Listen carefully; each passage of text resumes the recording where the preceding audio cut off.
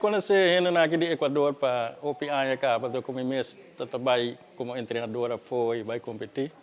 Então assim nós mais era contato com nós, que quando então nós decidi de vir viajar na Aruba para vir treinar, na Augusta.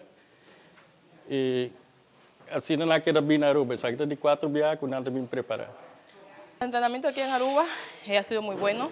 De hecho, ya hace unos 2-3 años atrás siempre venimos lo que es a principios de año a hacer la preparación principal para todas las competencias que tenemos a lo largo del año. Aruba se ha convertido en uno de nuestros principales lugares para hacer bases de entrenamiento concentrados.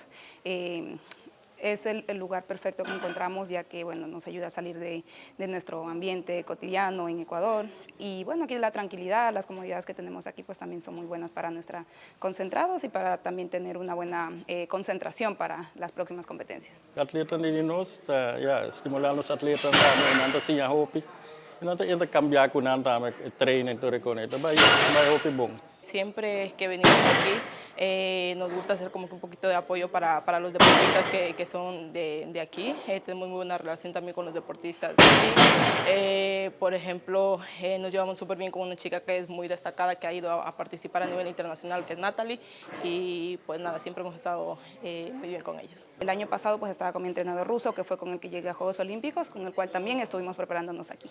Entonces la importancia de estar con Walter es que es uno de los entrenadores que nos conoce,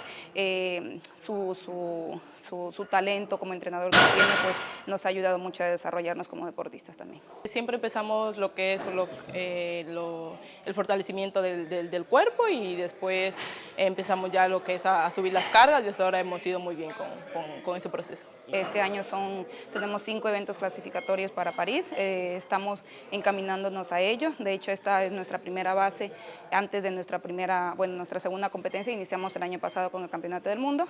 Esta es nuestra segunda competencia en Bariloche, que va a ser en Argentina, el Campeonato Panamericano. Entonces, encaminados y enfocados en ello, en la clasificación, que es lo más importante por ahora. No, me quiero agradecer a Watame que vim a ver en la sala de entrenamiento, con el tren y papi con Bueno, quiero agradecer a toda la organización de Aruba, al Comité Olímpico, gracias por la acogida que nos han dado a lo largo de todos estos años que hemos venido a hacer la preparación física aquí y pues nada, agradecerles por todo el apoyo.